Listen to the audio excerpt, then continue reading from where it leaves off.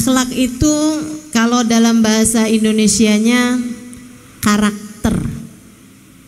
Akhlak itu dalam bahasa Indonesia disebutnya karakter, kepribadian. Nah, kepribadian. Yang kata Nabi Muhammad alaihi wasallam, innama bu'ithu liutammima makarimal akhlak. Sungguhnya aku diutus oleh Allah Subhanahu wa taala untuk menyempurnakan karakter manusia sehingga menjadi mulia. Karakternya karakter mulia. Nah, karakter nih kepribadian, nih kita semuanya nih punya kepribadian. Orangnya kayak gimana? Nah, itu bertanya pribadi, ya. Kalau misalnya tanyanya duit kamu berapa? Itu kan ditanyain uang. Kamu keadaannya bagaimana? Biasanya urusan kesehatan. Tapi kalau orangnya kayak gimana? Tentu jawabannya bukan yang hidungnya mancung,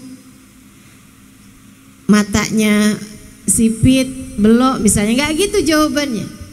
Kalau ditanya orangnya kayak gimana, itu pertanyaan jawabannya adalah karakter, pribadi, kepribadian, atau dalam bahasa Islam kita dikenal dengan istilah akhlak. Akhlaknya kayak gimana? Innama bu'ithu liutammima makarimal akhlak. Sesungguhnya aku diutus Allah Subhanahu wa taala untuk menyempurnakan karakter manusia, pribadi manusia, sehingga mereka memiliki karakter mulia, pribadi yang mulia. Makanya kalau pengen tahu sudah berhasilkah Nabi Muhammad mengubah saya? Sudah berhasilkah Islam mengubah saya? Atau apakah saya adalah umat Nabi Muhammad yang seperti diharapkan oleh Nabi Muhammad? Maka jawabannya ada pada karakter kita, akhlak kita. Sudahkah kita menjadi pribadi seperti yang diinginkan oleh Islam, seperti yang diinginkan oleh Allah, seperti yang diinginkan oleh baginda kita Nabi besar Muhammad? Maka yang paling mulia di antara kita, yang paling tercinta di antara kita di sisi Allah, yang paling dekat sama Nabi Muhammad di antara kita adalah orang-orang yang berkarakter mulia, berkepribadian mulia, atau seperti yang saya sampaikan tadi dalam istilah Islam kita, berakhlakul karimah. Bukan yang paling banyak ilmunya, bahkan bukan yang paling banyak ibadahnya, bukan yang paling banyak hartanya, bukan yang paling cantik. Tentu saja, saudaraku sekalian yang saya muliakan, yang paling tercinta di sisi Allah, yang paling mulia di sisi Allah, yang paling tercinta di hadapan Nabi Muhammad, tentu yang paling melaksanakan visi misinya Nabi Muhammad. Terutus di atas muka bumi buat apa?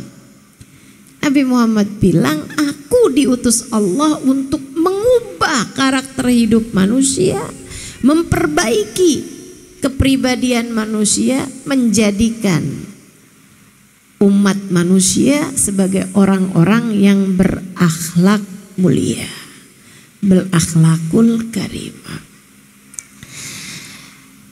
Sekarang kalau kita kepengen nih, pengen hidup mulia, pengen jadi umat Nabi Muhammad yang diinginkan, sesuai yang diinginkan Nabi, kita berarti harus berakhlak yang mulia. Apa sih akhlak itu? Karakter itu dibentuknya dari apa? Nih, coba kita perhatikan. Karakter manusia diciptakan atau dihasilkan dari kebiasaan hidupnya. Kebiasaan kamu kayak gimana? Itu menjadikan kamu punya karakter seperti itu. Kebiasaan kamu, kalau ada orang yang kasar, kamu kasar lagi. Berarti akhlak kamu adalah akhlak orang yang kasar. Kamu punya kebiasaan berbohong, berarti karakter kamu, akhlak kamu adalah akhlak seorang pembohong. Kamu punya kebiasaan tersenyum, selalu terlihat tersenyum. Nah, itu karakter namanya. Jadi karakter kepribadian seseorang terbentuk dari kebiasaan. Kebiasaan dimulai dari tindakan. Tindakan dimulai dari niat. Niat dihasilkan dari pemikiran.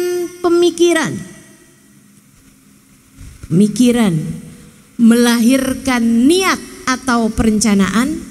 Perencanaan melahirkan tindakan yang sering dilakukan menjadi kebiasaan menciptakan sebuah karakter atau akhlak.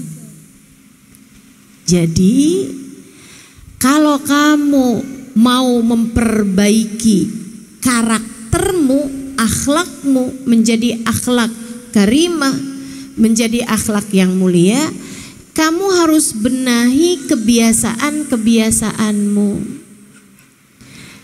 Kalau kamu kepengen membiasakan hal-hal yang baik, harus diawali dari perbaikilah tindakanmu, perbuatanmu.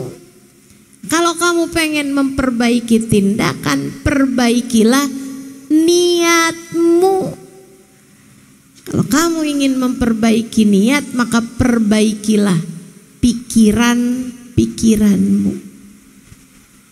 Apa yang kamu pikirkan, benerin. Nanti lahir niat yang bagus. Kalau niatnya bagus, tindakannya bagus. Kalau tindakannya bagus, kebiasaannya bagus. Kalau kebiasaannya bagus, karakternya bagus, kepribadiannya bagus, akhlaknya bagus. Itu sebabnya kenapa Nabi Muhammad bilang innamal a'malu binniyat. Segala perbuatan tergantung dari niatnya. Loh, katanya manusia dinilainya dari akhlak. Katanya manusia dinilainya dari perbuatan-perbuatan. Allah akan menghisab segala perbuatan.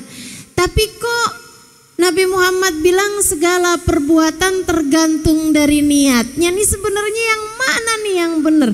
Benar semua. Sebab itu runtutannya. Orang yang pikirannya bagus, niatnya bakal bagus. Orang yang niatnya bagus, maka tindakannya bagus. Orang yang tindakannya bagus, maka kebiasaannya bagus. Orang yang kebiasaannya bagus, akhlaknya bagus. Dan disitulah nilaimu sebagai seorang manusia. Disitulah nilai saya sebagai seorang manusia. Nilai kita di hadapan Allah. Nilai kita sebagai umat di hadapan Nabi Muhammad. Nilai kita di hadapan sesama manusia ada pada karakter, ada pada akhlak.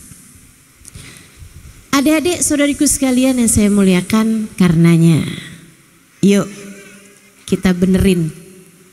Pengen akhlaknya bagus, mesti benerin dari awalnya, yaitu benerin di niat.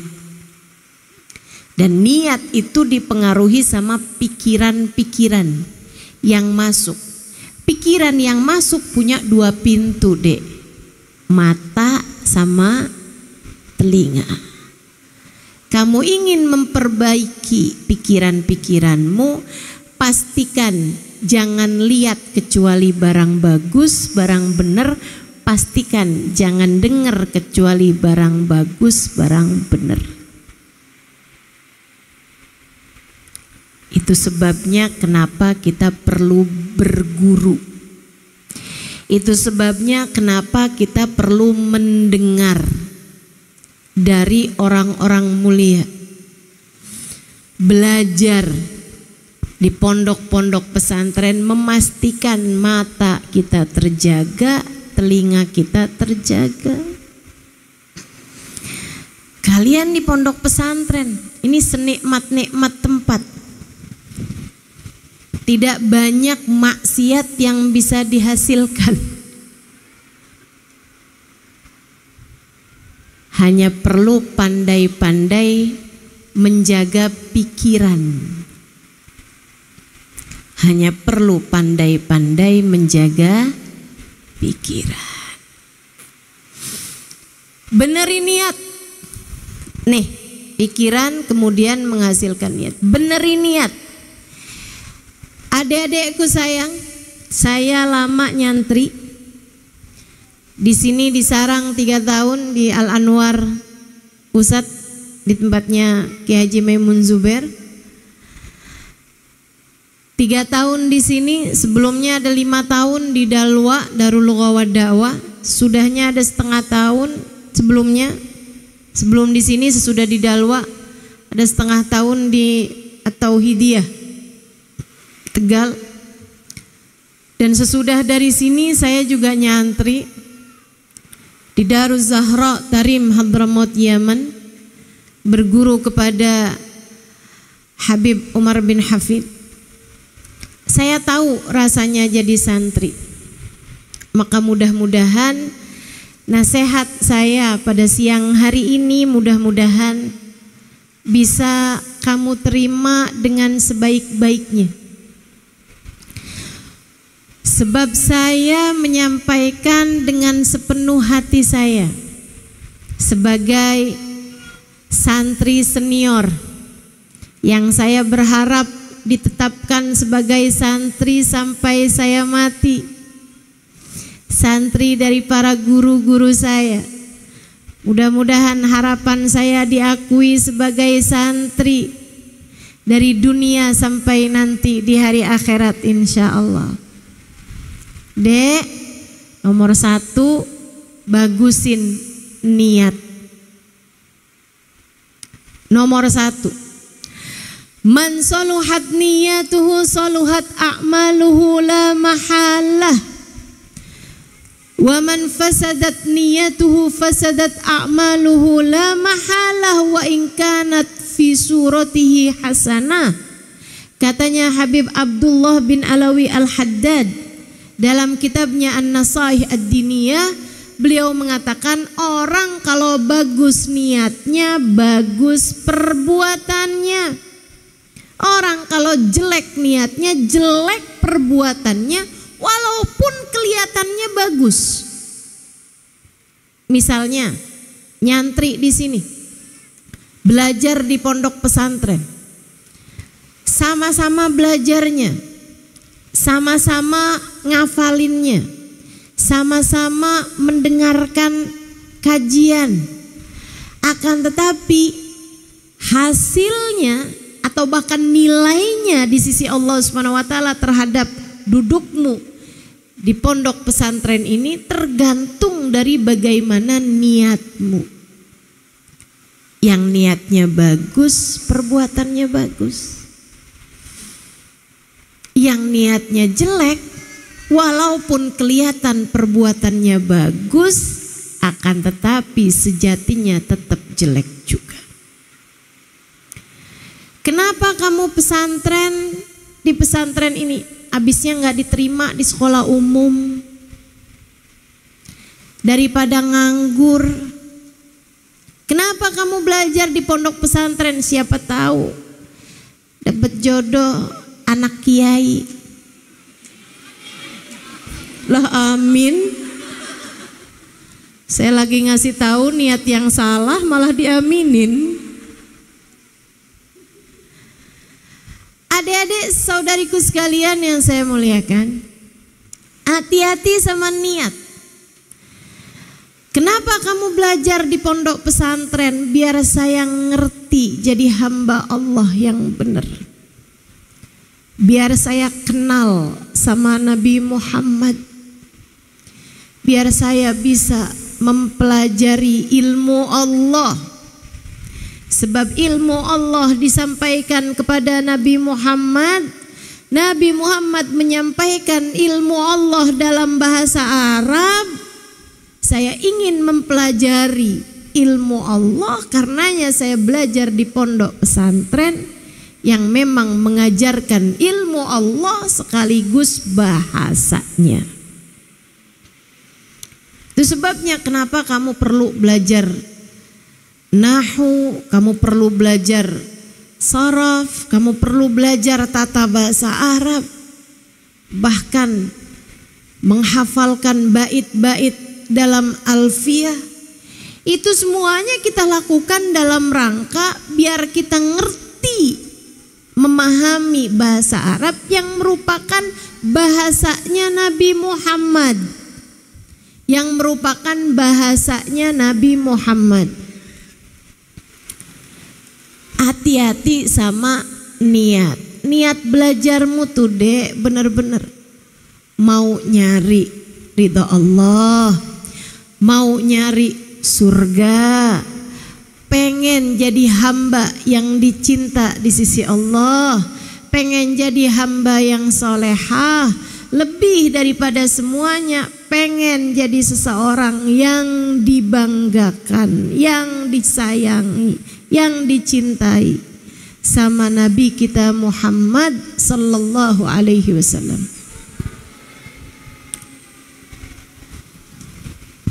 Orang yang belajar ilmu agama dekat untuk dicinta sama Allah. Dekat untuk dicinta sama Allah. Allah kan bilang tuh dalam Al-Quran, yarfa'illahu alladhina amanu minkum walladhina utul ilma darajat. Allah tinggiin derajatnya orang yang berilmu, Allah tinggiin derajatnya orang yang beriman. Orang yang beriman ditambah dengan berilmu, tinggi derajatnya. Allah bahkan menjadikan para ulama orang yang berilmu sesudahnya kalangan para malaikat dalam urusan penyaksian. Kata Allah, syahidallah annahu la ilaha illa huwa wal malaikatu wa ulul ilmi qaiman bil qisti. Allah menyaksikan tidak ada Tuhan selain Allah. Selain Allah yang menyaksikan siapa lagi nih? Wa malaikatuhu, dan segenap malaikat-malaikatnya. Sesudah para malaikat siapa? Manusia. Akan tetapi kata Allah bukan sembarang manusia yang menyaksikan, melainkan wa ulul ilmi, orang-orang yang berilmu.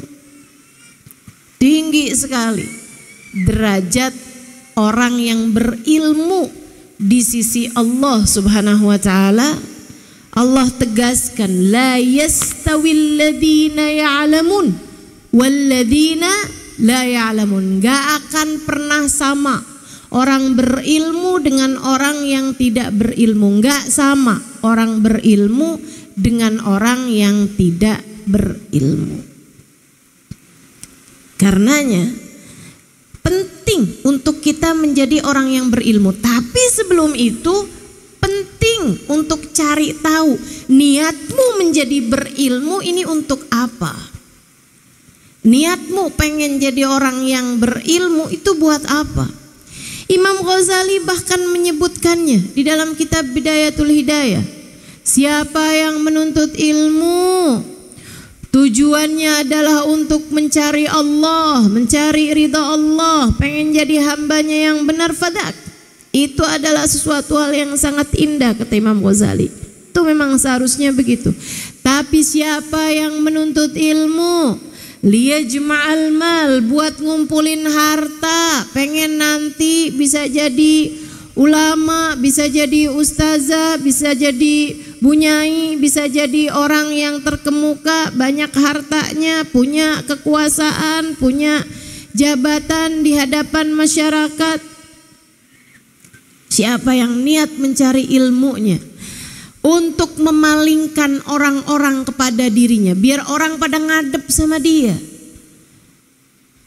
untuk menunjukkan kepada teman-temannya bahwa dia adalah orang yang berilmu, bahwa dia adalah orang yang paling sukses, dia adalah orang yang paling berhasil.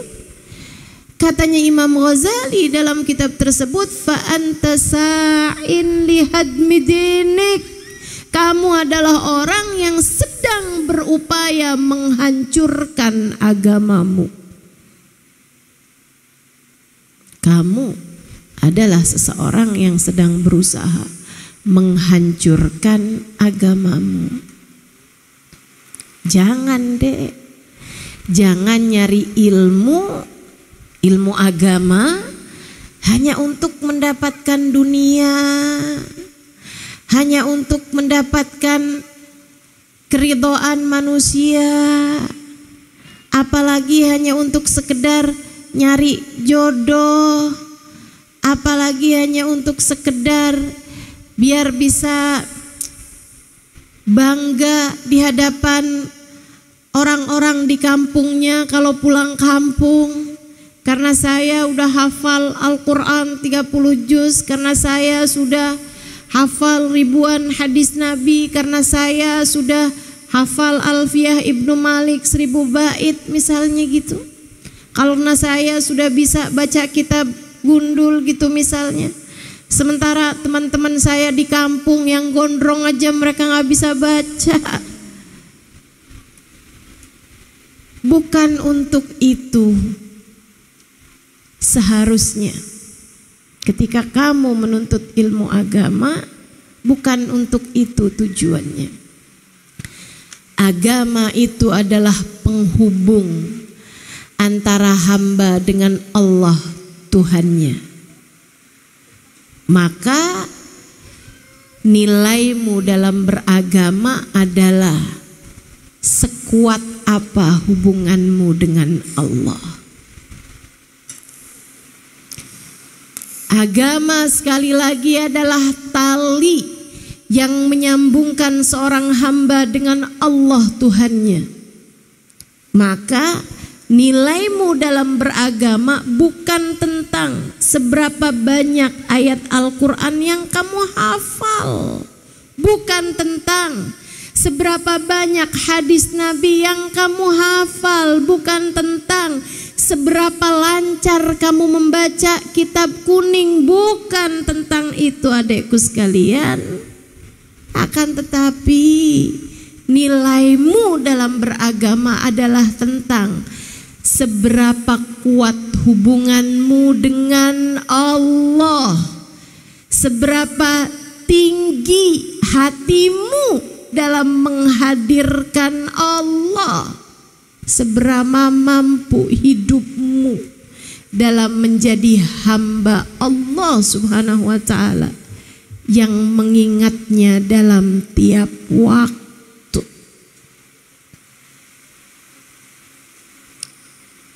Benerin niatmu, benerin niat. Hati-hati meniat, hati-hati meniat. Allah tuh ngelihat kamu hanya dari niat deh, bener deh. Kalau udah bener niatnya bagus, lurus, nyambung, akan ada banyak hal yang Allah Subhanahu wa ta'ala berikan untuk hidupmu. Maka sebagai santri, benahi niat. Insya sebagai guru, benahi niat. Sebagai pemimpin pondok pesantren, pengurus pondok pesantren, pembina pondok pesantren, benahi niat. Wa innama likulli imri'in ma nawa. Setiap orang hanya akan diberi sesuai dengan niatnya. Sesuai dengan niatnya. Ada satu cerita yang dikisahkan oleh guru saya Habib Umar bin Hafid tentang seseorang sahabat yang berjihad fisabilillah. Biasa para sahabat tuh kalau mau berangkat jihad itu ada pengumuman. Ada, kalau zaman sekarang kan kalau mau ngumumin sesuatu gampang nih, di TV, di media sosial, di internet gitu. Al Anwar mau ngasih pengumuman gampang bener, tinggal taruh aja di media sosialnya Al Anwar ada perkumpulan alumni misalnya gitu ya, tanggal sekian acara ini itu, pengumuman gampang. Zaman dulu kan belum ada, bahkan sekedar mikrofon belum ada tuh zaman Nabi. Jadi kalau Nabi mau berangkat pergi perang tanggal sekian, jam sekian gitu, itu pengumumannya ada orang naik unta yang suaranya keras, dia lewatin pemukiman umat Islam, kemudian diumumkanlah di sana. Ya ayyuhan nas tajahazu. Warga muslimin, orang-orang Islam, siap-siap. Nabi Muhammad mau berangkat perang. Tanggal sekian, jam sekian. Kita kumpul semuanya, disebutkan gitu ya tempatnya. Di Masjid Nabawi misalnya gitu. Nah, ada seseorang dari sebuah perkampungan, ketika didengar panggilan-panggilan itu, dia segera mempersiapkan. Wah, pergi perang lagi nih, alhamdulillah. Dia pun segera menajamkan pedangnya. Dia pun segera membersihkan kudanya. Kudanya dimandiin sama dia, disikat. Wah, pergi perang nih dak, kita dak. Dia bilang sama kudanya, disiap-siapin pedang. Habis selesai capek, dia baringan di balai-balai ketiduran.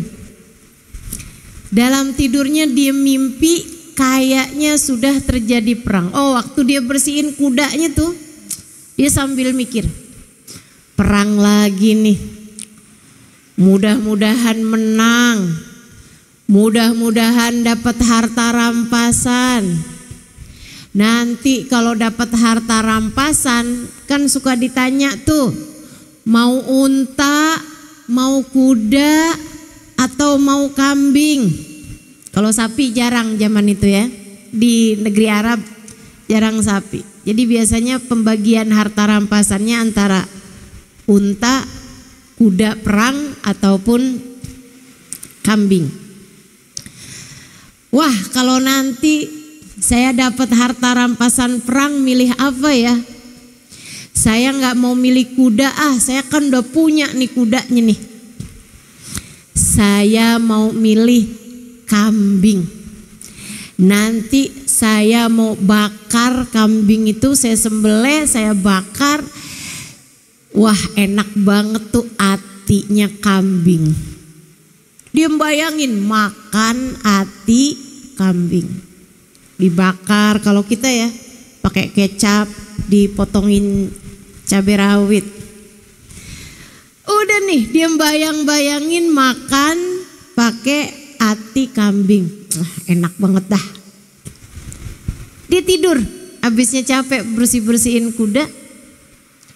Dalam tidurnya dia bermimpi seolah dia sudah berangkat pergi perang. Perang berkecamuk, alhamdulillah umat Islam menang. Tapi masalahnya, meskipun banyak harta rampasan dibagikan, dia adalah salah satu dari syahid, mati, tewas dalam peperangan tersebut. Mimpinya panjang sampai seolah-olah dia sudah ada di padang mahsyar. Di hari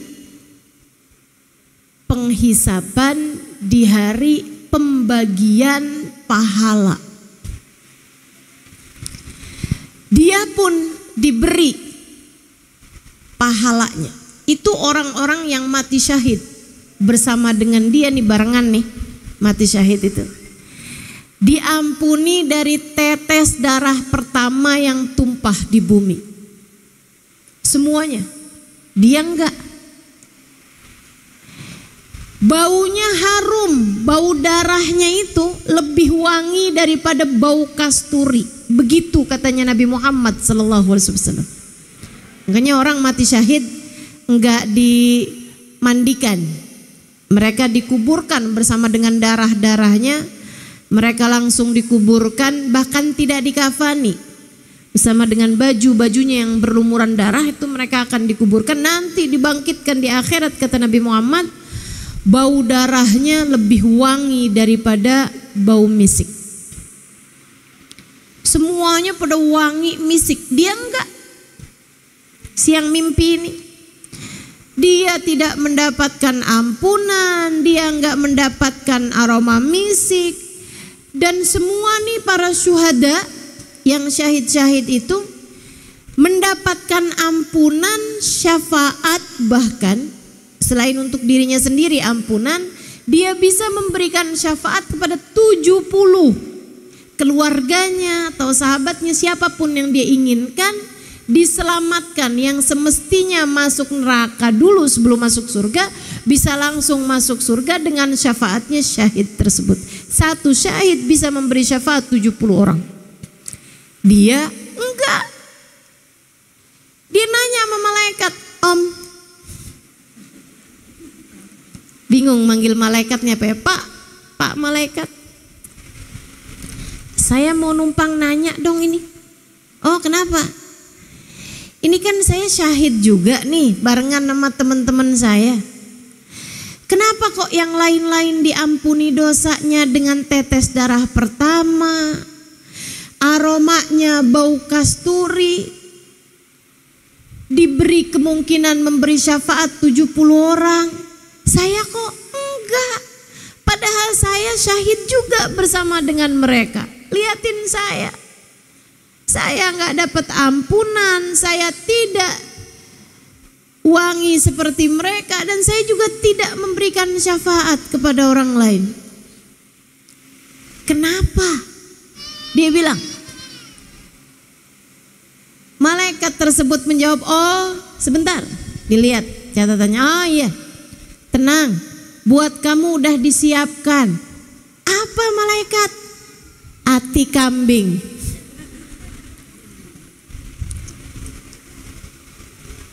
Dia kebangun, dia bilang, alhamdulillah saya belum mati.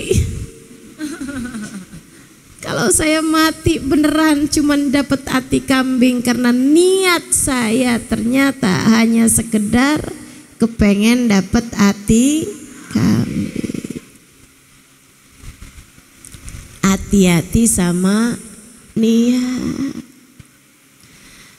Mau mondok 4 tahun, 5 tahun hanya untuk sekedar bisa punya rumah, bisa punya suami yang juga seorang santri. Mau nilai kamu hanya sekedar itu? Tidak, tentu saja. Ada masa panjang di akhirat yang jauh lebih panjang dari sekedar hidup di dunia, Dek. Inna yauman inda rabbika ka'alfi sanatin mimma ta'uddun. Sesungguhnya waktu di akhirat satu harinya setara 1000 tahun hidup kalian di dunia.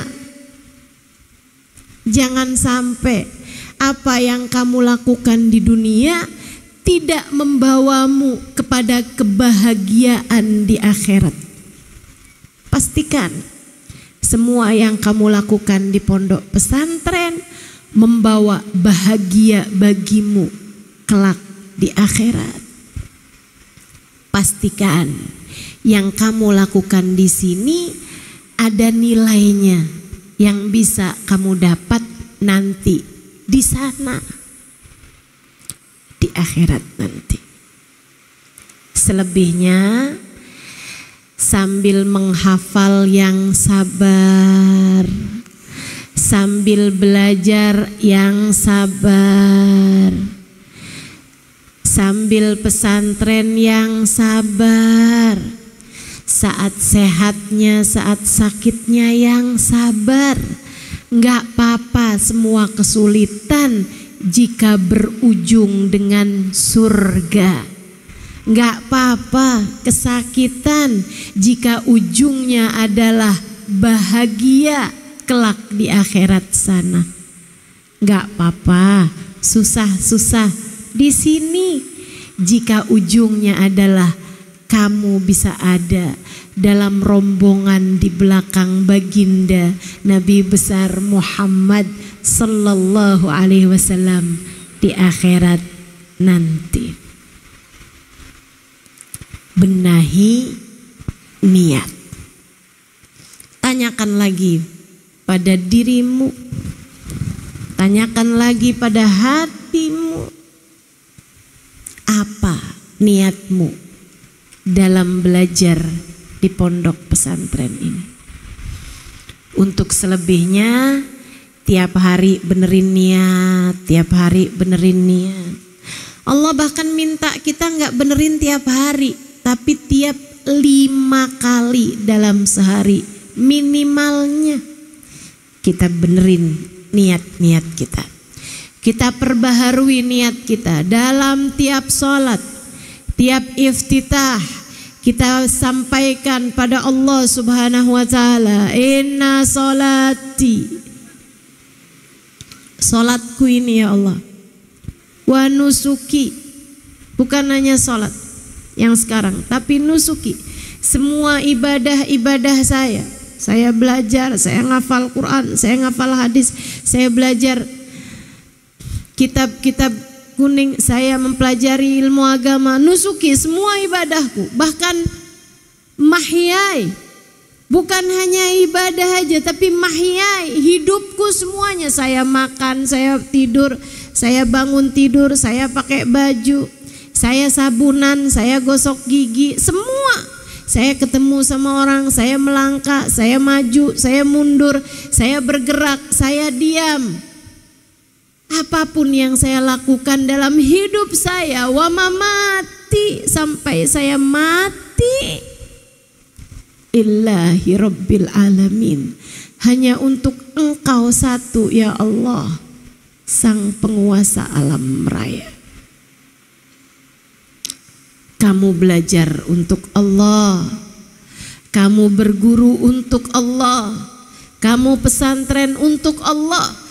Hanya ketika sesuatu kamu lakukan karena Allah, sesuatu tersebut menjadi bernilai, sesuatu tersebut menjadi bermakna, sesuatu tersebut menjadi sesuatu yang mahal, yang layak untuk dibalas oleh Allah Subhanahu wa taala.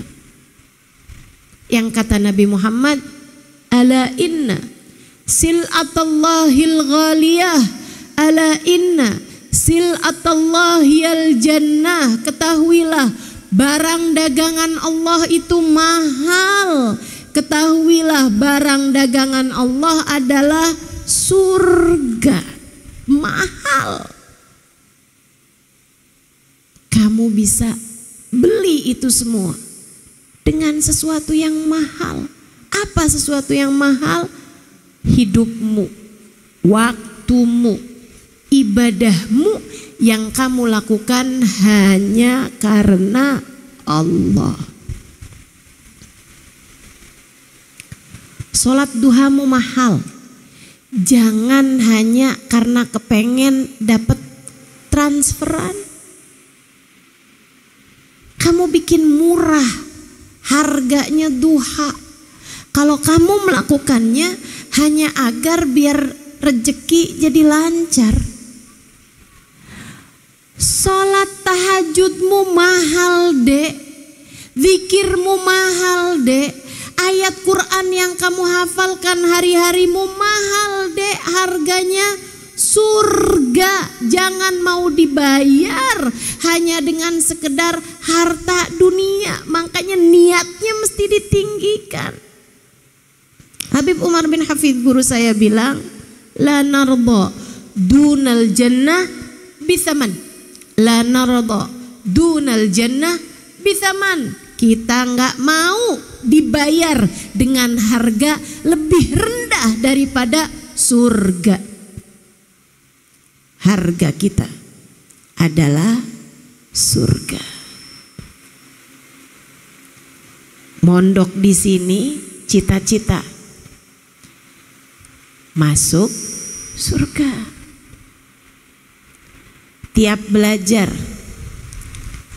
jangan mau dibayar kecuali dengan surga.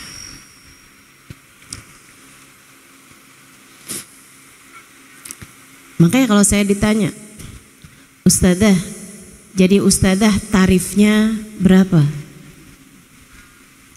Ada aja tuh yang suka nanya begitu.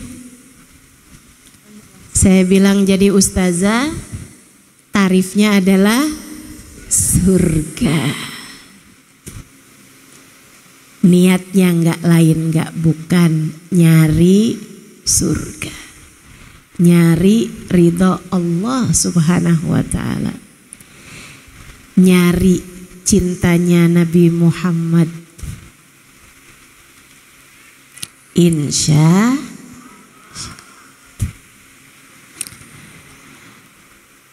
dan juga menuntut ilmu, belajar ilmu agama.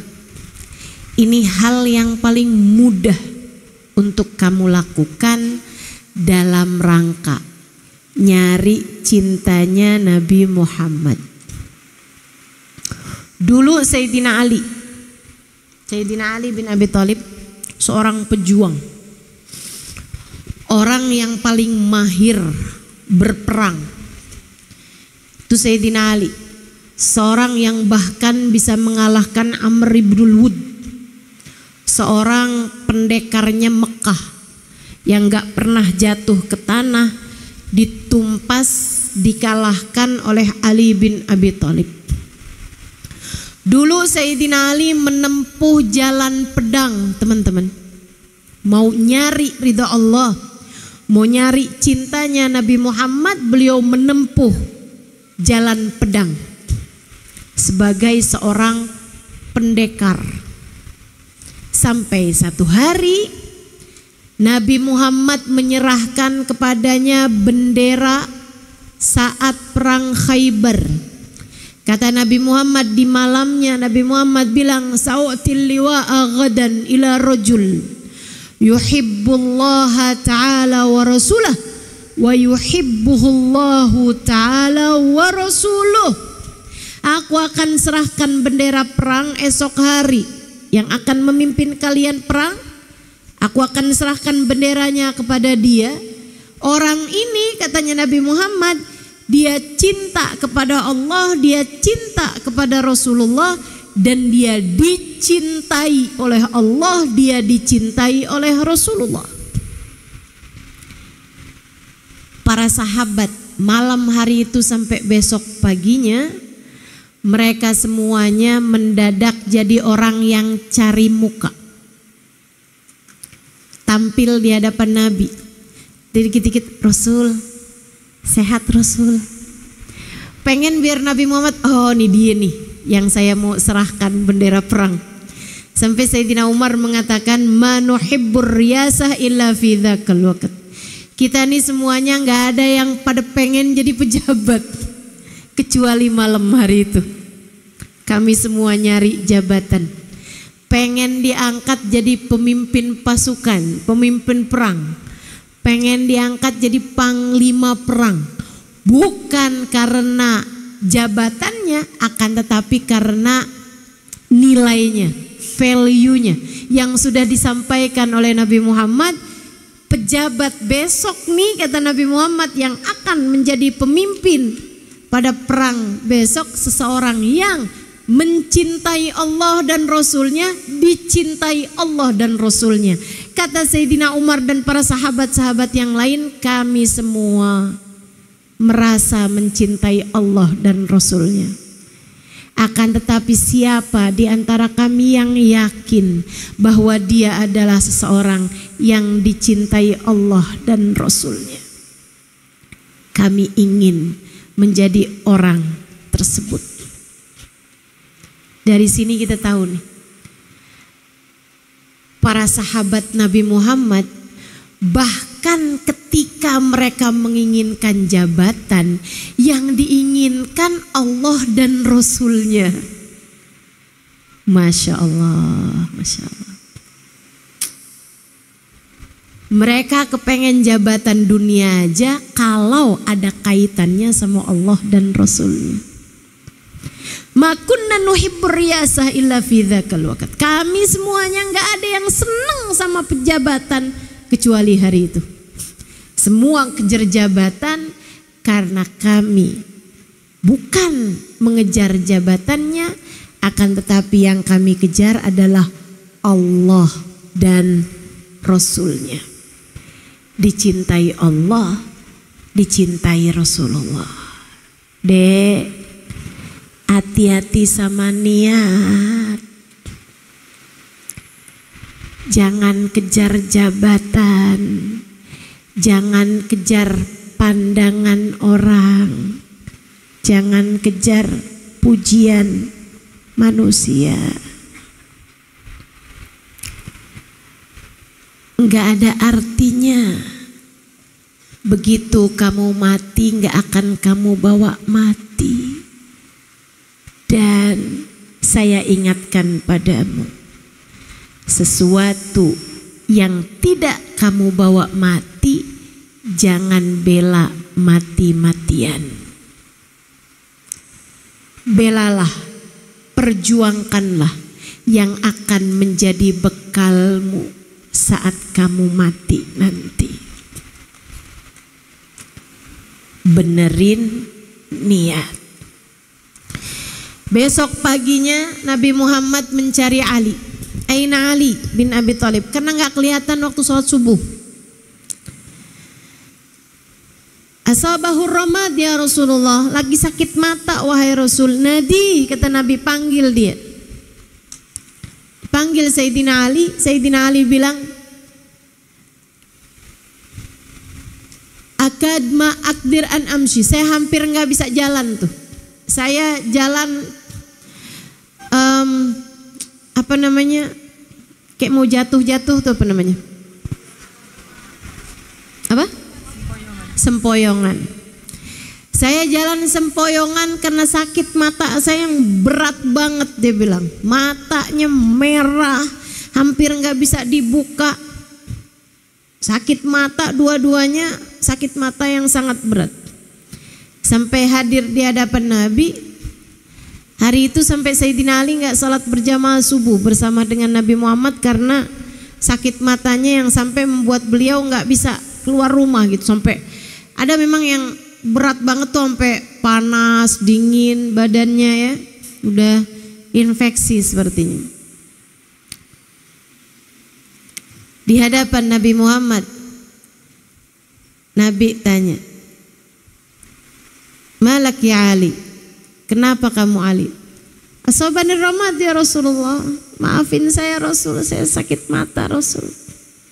Nah, suruh mendekat sampai di jarak adep-adepan. Nabi kemudian nafas ala yadi. Ini orang kalau udah tercinta di sisi Allah tuh begitu tuh teman-teman. Kata Allah Subhanahu wa taala dalam hadis qudsinya, "Analladzi idza qultu li syai'in kun fayakun. Saj'al man ahbabtuhu idza qala li syai'in kun fayakun." Aku adalah zat yang apabila menghendaki sesuatu hanya berkata jadilah, maka jadilah sesuatu tersebut. Aku akan menjadikan hamba yang aku cinta apabila berkata kepada sesuatu jadilah, maka jadilah sesuatu tersebut. seperti baginda kita Nabi besar Muhammad. Segenap alam semesta tunduk kepadanya karena ia adalah seseorang paling tercinta di sisi Allah Tuhannya. Nabi nafas ala yadi. Nabi nafas itu begini nih. Meludah tapi tidak keluar ludah banyak gitu. Meludah tapi nggak keluar ludah. Apa bahasa Indonesianya? Iya, bahasa Indonesia malah nggak ada ya. Bahasa Jawa malah ada. Nabi menyuwuk kepada Sayyidina Ali dengan itu tadi ya, nafas ya, di kedua tangannya. Kemudian Nabi Muhammad mengusapkan satu jari, satu telapak ke telapak yang lain, di apa nih namanya begini, digosok. Kemudian Nabi Muhammad meletakkan tangannya di kedua mata Sayyidina Ali bin Abi Thalib. Ini pengobatan tingkat langit ketujuh, pengobatan ekspres tingkat langit ketujuh, kalah semua jenis obat mata ini ya. Kata Sayyidina Ali, wa ma rafa'ar Rasul sallallahu alaihi wasallam yadahu min aynaya illa bara'ani Allah min hadzal ramad. Tidaklah Nabi Muhammad mengangkat kedua tangannya dari mataku, melainkan Allah telah menyembuhkanku hingga mataku menjadi seperti sedia kala, kayak nggak pernah sakit gitu. Nggak ada yang kayak tinggal dikit 20%, 10%, nggak ada. Begitu Nabi angkat tangannya dari mata Sayyidina Ali, sembuh seperti nggak pernah terjadi apa-apa. Nabi kemudian berikan bendera tersebut kepada Sayyidina Ali. Ya Ali jahid, wahai Ali berperanglah. Lebek ya Rasulullah. Sayyidina Ali terima pedang tersebut. Nabi pesan, Ali jangan bunuh perempuan, Ali jangan bunuh anak kecil, Ali jangan bunuh orang-orang yang lemah, Ali jangan bunuh seseorang yang sudah menyerah. Ini aturan dalam Islam, dalam berperang. Indah teman-teman. Makanya kalau yang sekarang terjadi itu bukan perang namanya, tapi penjajahan. Kita doakan mudah-mudahan Palestina sana segera Allah subhanahu wa ta'ala selesaikan dari penjajahannya insyaallah. Mudah-mudahan Allah subhanahu wa ta'ala karuniakan kepada mereka segera pertolongannya, kedamaian negerinya,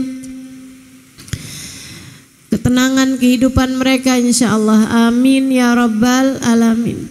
Diangkat semua hal-hal yang tidak menyenangkan yang sekarang terjadi pada mereka, amin. Demikian pula dengan yang ada di seluruh belahan bumi ini insyaallah. Semoga Allah subhanahu wa ta'ala mengaruniakan kedamaian kepada semua umat Islam dimanapun saja mereka berada, amin ya rabbal alamin. Saudara sekalian, kemudian Nabi Muhammad bilang, Ali berperanglah, wala taltafit, berjuanglah dan jangan menoleh. Lebih ya Rasulullah. Sayyidina Ali kemudian balik badan, saat berapa langkahan Nabi manggil ya Ali, sampai Sayyidina Ali bingung, noleh apa nggak noleh nih? Karena Nabi Muhammad terakhir pesannya wala taltafit, jangan pernah menoleh ke belakang. Pas dipanggil Nabi bingung, ini mestinya kayak gimana nih ya? Saya noleh apa nggak noleh nih? Nabi kemudian mengucapkan satu ucapan yang membuat Sayyidina Ali memutuskan untuk mengubah arah kehidupan, untuk mencari ridhonya, untuk mencari cintanya Nabi Muhammad. Sayyidina Ali tidak lagi menempuh jalan pedang, akan tetapi menempuh jalan ilmu, mengubah dari yang sebelumnya beliau pegang pedang menjadi pegang tinta dan kolam, menjadi pegang kolam. Nabi Muhammad bilang, ya Ali, la an ahdaita rajulan ilal Islam ahabba ilayya min humrin na'am. Wahai Ali, kamu menjadi penyebab hidayah seseorang menuju kepada Islam. Jadi bagus Islamnya karenamu, satu orang. Jadi bagus Islamnya karenamu wahai Ali. Kamu berdakwah kepada seseorang hingga bagus Islamnya orang tersebut, yang asalnya nggak sholat jadi sholat, yang asalnya nggak ngerti zakat akhirnya jadi zakat, yang asalnya nggak ngerti bakti orang tua jadi bakti orang tua. La an adaita rajulan ilal Islam. Yang asalnya nggak paham caranya puasa, yang asalnya nggak ngerti caranya punya hati cinta pada Allah, yang asalnya nggak kenal sama Nabi Muhammad jadi kenal, jadi cinta kepada Nabi Muhammad. Adaita rajulan ilal Islam. Kamu menjadi penyebab seseorang mendapatkan hidayah Allah sehingga bagus Islamnya. Ahabba ilayya min humrin na'am. Lebih aku sukai kamu wahai Ali daripada kamu menghadiahi aku kuda-kuda perang berwarna merah. Orang tuh kalau perang yang paling diinginkan adalah menang. Kalau menang yang paling diharapkan adalah harta rampasan perang. Harta rampasan perang yang paling tinggi pada masa tersebut adalah kuda-kuda perang. Kuda-kuda perang yang paling diincar adalah kuda-kuda perang berwarna hitam yang kalau terkena cahaya matahari dari bagusnya kuda tersebut sampai berwarna merah. Hitam kemerah-merahan atau hitam kemerah-merahan atau merah kehitam-hitaman. Itu kuda perang yang harganya sangat mahal. Satu kudanya itu bisa lebih mahal daripada berapa banyak rumah gitu. Kalau harganya sekarang nih udah miliaran teman-teman. Kuda-kuda perang itu. Nabi Muhammad bilang, Ali, kamu jadi penyebab seseorang dapat hidayah. Kamu bisa jadi penyebab seorang Islamnya jadi bagus karenamu. Lebih aku sukai daripada kamu menghadiahi aku ribuan kuda-kuda perang berwarna merah. Lebih ya Rasulullah. Sejak waktu itu Sayyidina Ali lebih menempuh untuk berada di belakang penaknya daripada memegang pedangnya. Kamu sekarang ada dalam posisi yang telah dipilih oleh Sayyidina Ali, menempuh jalur pena. Para pejuang kolam, para pejuang ilmu, para pejuang apa nih? Kitab, ya. Nah, kalian tempuh itu. Adik-adik saudariku sekalian yang saya muliakan, kalian sangat mungkin untuk menjadi seseorang yang disayang sama Nabi Muhammad, yang dicinta sama Nabi Muhammad, yang dirindukan sama Nabi Muhammad. Benerin niat. Satu. Yang keduanya, kalau udah niatnya benar, maka tindakannya jadi benar. Niatnya dulu aja. Niatnya benerin, habis itu tiap baca kitab yang benar. Saya mau make ilmu ini, mau nyari ridha Allah, mau nyari Nabi Muhammad. Tindakanmu jadi benar. Kepada gurumu, dia adalah seseorang yang bisa menjadi jalan saya untuk menyelesaikan visi misi kehidupan. Jadi dapat ridha Allah, jadi dapat cintanya Nabi Muhammad karena berkat guru nih. Dia penyebab saya mendapatkan ilmu. Bagaimana adab saya kepada para guru-guru saya? Tindakan saya kepada mereka nih harus kayak bagaimana? Ikuti ajarannya Nabi Muhammad untuk menghormati guru. Sayyidina Ali bahkan mengatakan, ana abad mal allamani walau harfan wahidan insya'a ataqani wa insya'a ba'ani. Katanya Sayyidina Ali bin Abi Thalib, saya adalah budak dari guru saya. Jika dia mau saya dibebaskan, saya bebas. Jika dia mau saya dijual, saya akan menjual diri saya. Apapun aja yang dipengenin sama guru saya adalah budaknya. Maka tindakan kita mesti benar. Apa yang kita perlakukan kepada orang lain mesti benar. Sebab yang kita cari adalah surga. Yang pinter-pinter di kelas kita hormati, kita sayangi, kita minta diajarkan. Yang gak pinter yang ada di kelas kita ajarin. Kalau kita ngerti kita kasih tahu. Bagian dari sedekah, bagian dari cara biar saya pantas dilihat Allah dengan keridhoannya. Bagian dari cara biar saya pantas jadi orang yang disayang sama Nabi Muhammad. Kalau tindakannya udah benar, nanti kebiasaannya jadi benar. Kita biasakan hal-hal yang baik dalam kehidupan. Biasa berbuat baik sama orang lain. Gak usah mikir dia kayak gimana sama kita, Dek. Gak usah. Itu repot kamu kalau kayak begitu. Kalau dia baik ya saya baik. Kalau dia gak baik ya masa saya mau baik sama dia. Enak aja dia. Enggak ada kata-kata enak aja dia. Enggak. Kalau kamu berbuat baik sama orang lain, enak saja kamu, bukan dia. Masa kok saya baik sama dia? Enak dia dong. Enggak gitu. Kalau kamu berbuat baik sama orang lain, sejahat apapun dia, setidak baik apapun dia, kamu kalau berbuat baik sama orang lain, enak kamu, bukan dia. Sebab semua perlakuanmu kepada orang lain sejatinya adalah perlakuanmu kepada dirimu sendiri. Perlakuan kita kepada orang lain mirip seperti kita meneriakkan sesuatu di dalam gua.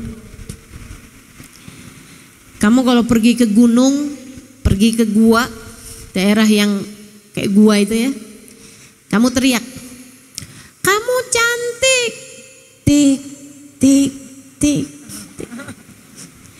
Ada nggak yang kayak gini nih? Kamu pergi ke gua terus kamu teriak, kamu cantik. Kalau kamu jelek, jelek, jelek, jelek. Nggak pernah. Perlakuanmu kepada orang lain, tindakanmu kepada orang lain, akhlakmu kepada orang lain seperti itu. Kamu bertindak baik pada orang lain, kamu berbuat kebaikan kepada orang lain, sejatinya hanya akan kembali kepada dirimu sendiri dalam bentuk yang lebih banyak. Dalam bentuk yang lebih banyak. Kamu berbuat keburukan kepada orang lain, berbuat kejahatan kepada orang lain, sejatinya seperti sedang berbuat kejahatan, kejelekan kepada diri kamu sendiri juga gitu. Jadi pilihlah hanya kebaikan. Enggak usah pandang orang, siapapun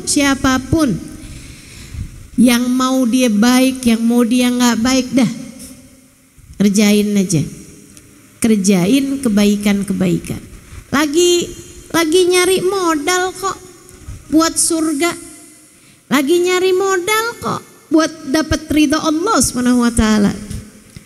Mau lagi nabung modal buat jadi umat Nabi Muhammad yang akan ada di belakang Nabi Muhammad.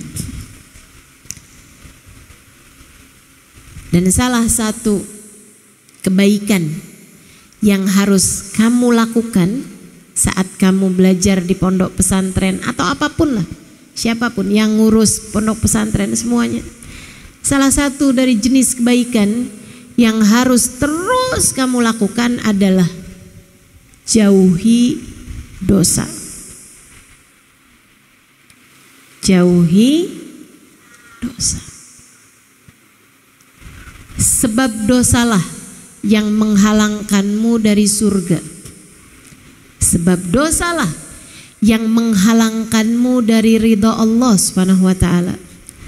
Sebab dosalah yang menjauhkanmu dari baginda Nabi besar Muhammad sallallahu alaihi wasallam. Maka Dek, yang pengen jadi santri yang benar, jangan pacaran.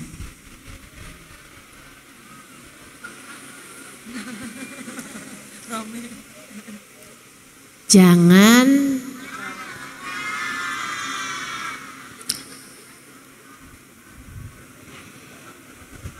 itu yang tadi saya sampaikan, dari benerin pikiran, benerin niat, benerin tindakan, benerin kebiasaan, rusak semua kalau kamu kenal yang namanya pacaran.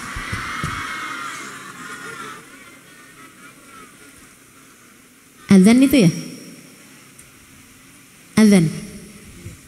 Betul ya? Nah, kita jawab adzan. Marhaban bil qaili adzan, marhaban bi salati ahlan, marhaban. Allahu akbar, Allahu akbar. Allahu akbar, Allahu akbar. Asyhadu an la ilaha illallah, asyhadu an la ilaha illallah. Asyhadu anna Muhammadar Rasulullah, asyhadu anna Muhammadar Rasulullah. La haula wala quwata illa billah, la haula wala quwata illa billah. La haula wala quwata illa billah, la haula wala quwata illa billah. Allahu akbar, Allahu akbar. La ilaha illallah, alhamdulillahi rabbil alamin. Allahumma salli wa sallim ala sayyidina Muhammadin wa ala alihi wa sahbihi ajma'in.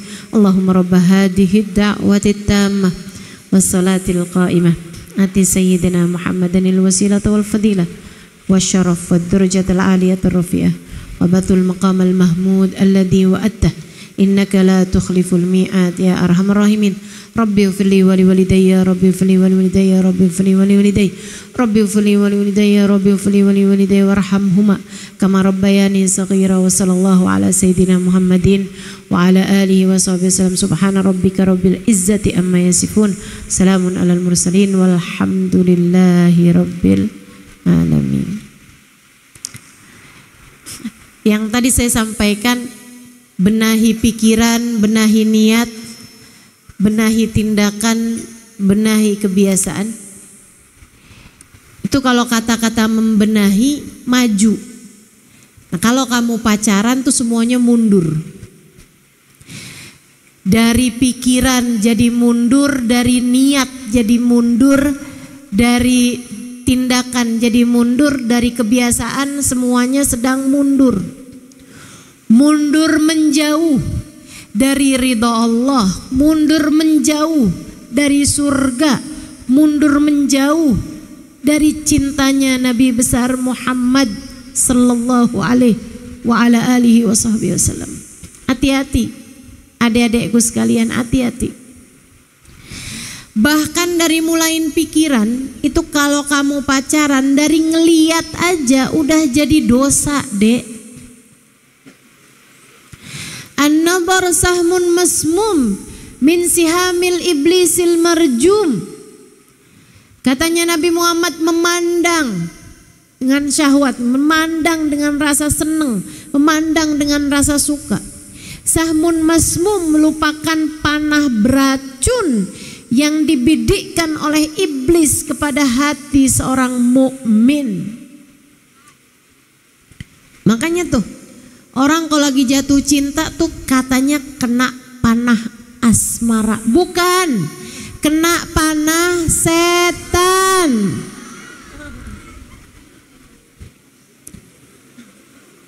Hati saya kayak terjebak. Saya dijebak rindu.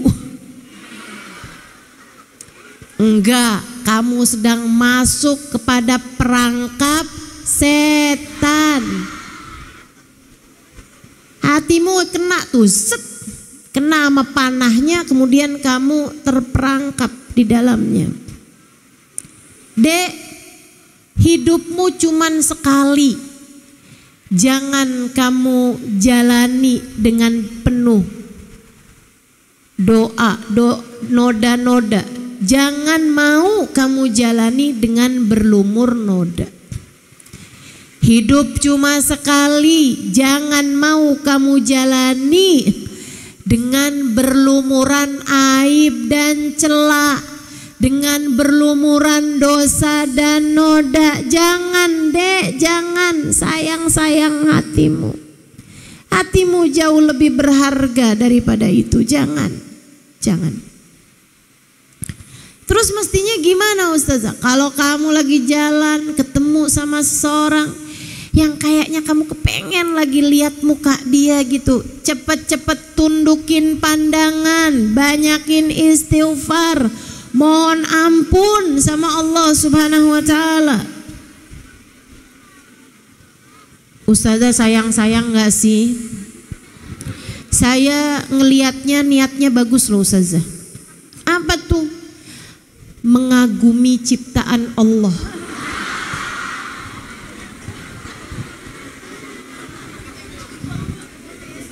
Enggak. Itu pinter-pinternya setan tuh. Enggak, jangan percaya. Wan nafas wasyaitan wa'sihima wa in huma mahadakan nusha fattahimi, katanya Sahibul Burda. Setan sama hawa nafsu kamu harus curigai, walaupun kelihatannya sedang menasehati, dia enggak benar-benar menasehati. Hati-hati sama bisikan setan. Tapi Ustazah, saya pacaran tuh untuk memotivasi. Ada aja. Biar semangat belajar. Karena dia tuh juga selalu aja nasehatin saya, Dek, belajar yang rajin ya, biar nanti kita bisa menjalani bahtera rumah tangga.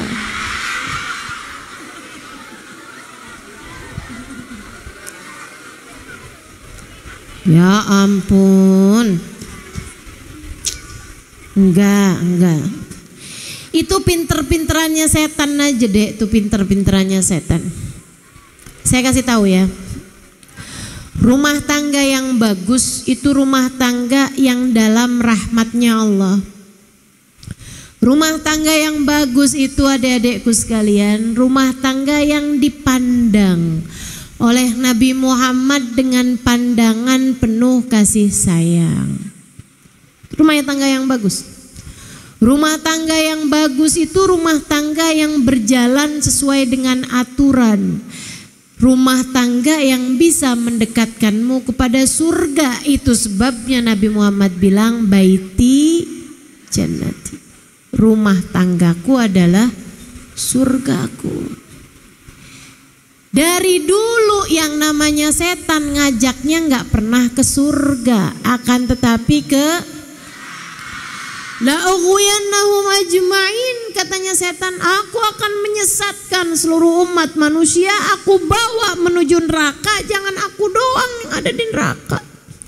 Itu memang sarana balas dendamnya setan kepada umat manusia, menyesatkan mereka, membawa mereka ke dalam neraka. Nah, Nabi Muhammad bilang, ma khala rajul wa imra'ah illa wasyaiton thalithuhuma.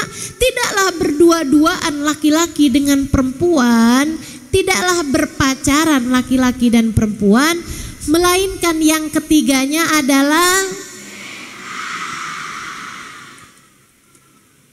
Gimana mungkin kamu mau rumah tanggamu menjadi sarana surga jika belum yang kamu libatkan adalah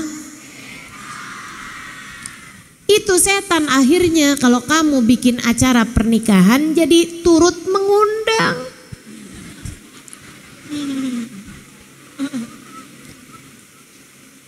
Kalau pernikahannya diawali dengan pacaran, setan adalah yang ketiganya. Sebagai orang ketiga dalam pernikahanmu, dek. Ustazah, kalau nggak pacaran kan saya lama dapat jodohnya. Siapa bilang? Siapa bilang? Pacaran tidak mendekatkanmu kepada jodoh, malah justru membatasi pilihanmu terhadap jodoh. Jadi kamu gak punya pilihan. Ketika kamu udah pacaran, hati kamu udah terjebak cinta sama dia, Ketika dia datang melamar pasti jawabannya iya. Ketika ada yang lain datang melamarmu, ketika kamu udah punya pacar, pasti jawabannya tidak. Padahal bisa jadi dia yang kamu tolak lebih baik bagimu. Artinya kalau kamu punya pacar malah justru membatasi pilihan. Jangan pacaran. Berantakan mondokmu dek kalau kamu udah kenal yang namanya pacaran. Lihat kitab kuning, kok lama-lama jadi senyumnya ya. Lagi mau sholat khusyuk, yang kebayang-bayang adalah wajahnya. Padahal katanya ini wajah tu wajhiya lilladzi fataras samawati wal ard. Ya Allah, aku hadapkan wajahku hanya kepada Engkau ya Allah. Tapi kok yang kebayang-bayang malah wajahnya. Berantakan hidupmu adekku sayang. Jangan pacaran. Tinggalkan dosa. Apapun itu bentuknya. Kalau kamu pengen jadi seseorang yang benar perjalananmu menuju kepada surga. Kalau kamu pengen jadi seseorang yang dapat ridho Allah, kalau kamu pengen jadi seseorang yang berada dalam rombongan Nabi Muhammad, tinggalkanlah dosa. Kamu harus berakhlakul karimah. Bagian dari akhlakul karimah, bagian dari karakter kepribadian yang indah adalah kepribadian yang jauh dari dosa-dosa. Kata Nabi Muhammad, ittaqil maharim takun a'badan nas. Jauhi dosa, kamu akan menjadi ahli ibadah. Jauhi dosa, kamu akan menjadi hamba yang paling tercinta. Jauhi dosa. Selain daripada itu, berbuat baiklah kepada teman-temanmu yang sayang. Semua manusia adalah hambanya Allah. Semua manusia adalah semua saudara-saudarimu, teman-temanmu, sahabat-sahabatmu yang ada di pondok sini, semuanya adalah umat Nabi Muhammad. Kamu pengen dicinta sama nabinya, yang sayang sama umatnya, yang sayang sama umatnya, yang sayang sama umatnya. Sayangi semuanya. Sayangi, berbuat baik sama semuanya. Nah itu kalau kamu biasain hal-hal yang seperti itu dalam kehidupanmu, maka kamu akan menjadi seseorang yang memiliki karakter yang indah, memiliki kepribadian yang mulia. Dengan itu kamu menjadi seorang perempuan yang berakhlakul karimah. Itu yang dapat saya sampaikan kepadamu. Pembicaraan yang sangat panjang, nasihat yang sangat panjang, mudah-mudahan bisa dimengerti dengan baik. Mudah-mudahan bisa diingat-ingat dengan maksimal. Mudah-mudahan bisa dipraktekkan secara utuh sehingga mudah-mudahan membawa kita menuju kepada keridhaan Allah Ta'ala. Membawa kita kepada cintanya Nabi besar Muhammad. Membawa kita kepada surga. Amin ya Rabbal Alamin. Kita baca suratul Fatihah, kita minta pada Allah Subhanahu wa taala. Semoga Allah Subhanahu wa taala berkenan mengiringi langkah kehidupan kita, membimbing kita, menuntun kita biar bisa jadi hambanya yang soleha, biar bisa jadi umat nabinya yang soleha, biar bisa jadi santri dari guru-guru kita yang soleha, biar bisa jadi ya santri yang soleha buat guru-guru kita yang soleh-soleha. Semoga kita semuanya bisa menjadi seseorang yang hidup dalam keadaan baik, hingga mati dalam keadaan baik, dikubur dalam keadaan baik, di mahsyar dalam keadaan baik, di akhirat dalam keadaan baik, di surga dalam keadaan baik. Ala hadhihi niyah wa bikulli niyatin saleh. Semoga Allah jaga kita, jaga pikiran-pikiran kita, Semoga Allah jaga niat-niat kita. Semoga Allah jaga tindakan dan perbuatan kita. Semoga Allah jaga kebiasaan-kebiasaan kita. Hingga semoga Allah jaga akhlak-akhlak kita. Jadikan kita semuanya orang yang berakhlakul karimah. Ala hadhihi niyah wa bikulli niyatin salihah jami'ah syamilah ila hadratin Nabi Muhammad sallallahu alaihi wa ala alihi wa sahbihi wasallam. Al-Fatihah.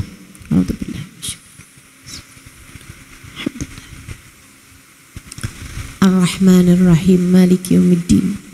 Iyyaka na'budu wa iyyaka nasta'in. Ihdinas siratal mustaqim. Siratal ladzina an'amta 'alaihim ghairil maghdubi 'alaihim waladdallin. Amin. Allahumma bihaqqil Fatihah, bihurmatil Fatihah, bibarakatil Fatihah taftah lana abwabal khair, tu'amilana mu'amalata ahlal khair, takfina min jamil fitan wal mihan bu's wa dhair.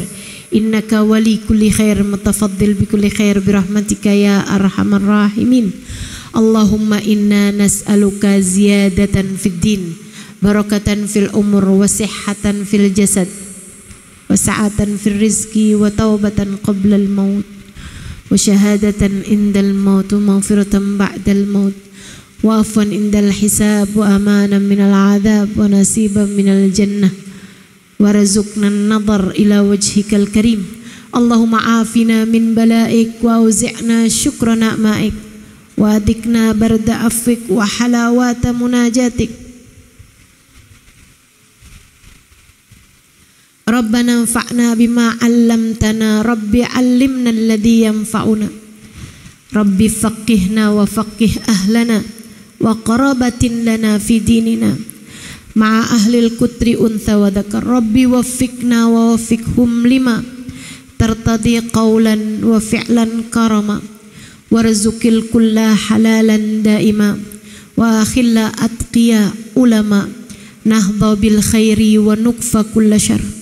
Rabbana aslih lana kulla syu'un wa aqirra birrida minkal uyun, waqdi anna rabbana kulla duyun qabla an ta'tiyana rusulul manun, waghfir ustur anta akram man satar. Wa salatullahi taghshal mustafa man ilal haqqi da'ana wal wafa, bi kitabin fihi linnasi shifa, wa ala alil kirami syurafa, wa ala sahbil masabihil ghurar. Allahumma hdina bihudak, waj'alna mimman yusari'u fi ridak, wa la tuwallina waliyan siwak, wa la taj'alna mimman khalafa amraka wa asak. Wa hasbunallah wa ni'mal wakil, wa la hawla wa la quwwata illa billahil aliyyil azim. Wa sallallahu ala sayyidina Muhammadin wa ala alihi wa sahbihi wa sallam. Bifadli subhana rabbika rabbil izzati amma yasifun, wa salamun alal mursalin, walhamdulillahi rabbil alamin.